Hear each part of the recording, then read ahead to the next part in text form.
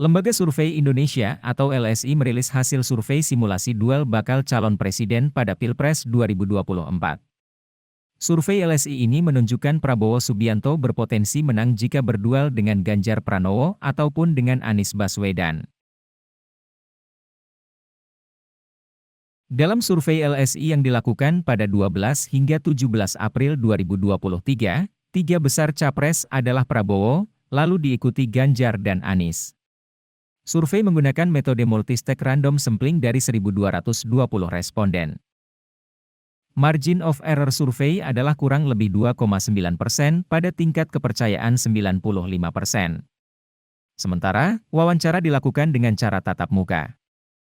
Direktur Eksekutif Lembaga Survei Indonesia, Jayadi Hanan menyebutkan, pemilu 2024 berpotensi berlanjut ke putaran kedua jika Prabowo, Ganjar dan Anies maju sebagai capres. Maka dengan data-data tersebut kita bisa memperkirakan kemungkinan tidak ada pemenang di putaran pertama. Mungkin dengan demikian presiden akan ditentukan melalui putaran kedua atau run-off. Pertama, kita lihat simulasi tertutup masing-masing satu nama dulu.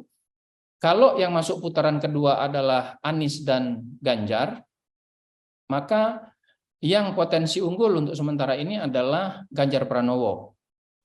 Keunggulannya signifikan secara statistik karena unggul di atas 2 kali margin of error.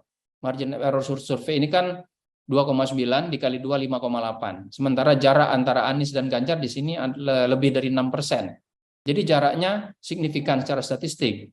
Tapi Ganjar belum memperoleh 50% di sini. Sementara ada 14% dari pemilih yang menyatakan belum punya pilihan.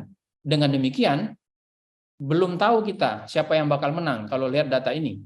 Karena masih mungkin saja yang 14% itu tidak terdistribusi secara proporsional kepada Ganjar dan Pranowo dan Anies, sehingga masih mungkin saling mengalahkan dalam konteks ini. Meskipun kecenderungannya unggul adalah Ganjar Pranowo.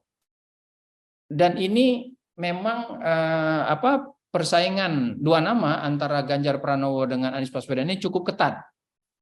Di Januari 2021, sekitar 2 tahun lalu, Anies Baswedan yang unggul signifikan atas Ganjar. Tapi kemudian pada setahun setelah itu, pada Juni 2022, Anies dan Ganjar cenderung neck to neck, jadi cenderung draw, sama kuat. Demikian juga dengan Agustus 2022 dan pada Oktober 2022 sama kuat.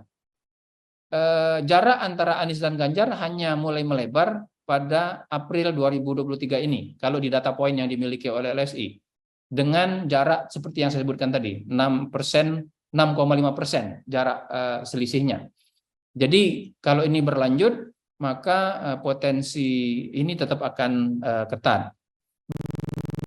Bagaimana kalau yang masuk putaran kedua adalah Pak Anies dan Pak Prabowo? Di sini Pak Prabowo unggul 51,7%, keunggulannya signifikan terhadap Anies, karena Anies dalam angka sekitar 36%. Jadi potensi menangnya kalau berdasarkan data yang ada sekarang cukup besar kepada Prabowo. Karena Prabowo sudah mencapai angka hampir 52%, di atas 50%. Jadi seandainya angka 12,5% yang menyatakan belum menentukan pilihan dalam simulasi ini semuanya berpindah ke Anies, maka angka Anies masih di bawah 50%. Dengan demikian jadi Prabowo tetap menang. Jadi potensi Prabowo untuk menang ketika berhadapan dengan Anies kalau berdasarkan data pertengahan April 2023 cukup besar. Dan memang sejak Januari 2021, 3 tahun terakhir, jarak elektabilitas antara Anies dan Prabowo selalu menempatkan Prabowo lebih unggul sedikit. Dari Januari 2021 43 lawan 36,7, Juni 44 lawan 37,7, Agustus mirip juga begitu, baru dari Oktober 2022 ke April 2023, jarak Anies dan Prabowo ini dalam simulasi dua nama melebar. Dan ini antara lain dipicu oleh kenaikan, jadi bukan karena Aniesnya menurun, tapi Prabowo-nya yang meningkat. Dan itu terlihat dari mana peningkatan suara Prabowo itu kalau di data ini terlihat dari penurunan jumlah orang yang ragu-ragu atau tidak menentukan pilihan. Lalu bagaimana kalau yang maju sebagai pemenang putaran satu dan dua di putaran pertama itu adalah Ganjar dan Prabowo?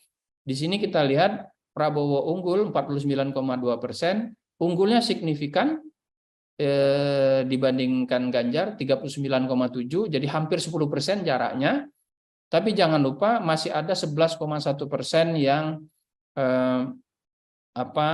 belum menentukan pilihan. Jadi karena belum mencapai 50%, posisi Pak Prabowo masih belum begitu aman di sini, meskipun potensi menangnya juga besar karena sudah tinggal 0,8% saja untuk memperoleh 50% lebih. Kemudian tren jarak elektabilitas antara Ganjar dan Prabowo mirip dengan tren jarak elektabilitas antara Ganjar dan Anies, cenderung stabil dari Juni ke Oktober, lalu menjelang April ini jarak elektabilitas keduanya cenderung melebar dengan Pak Prabowo mengalami peningkatan yang cukup pesat.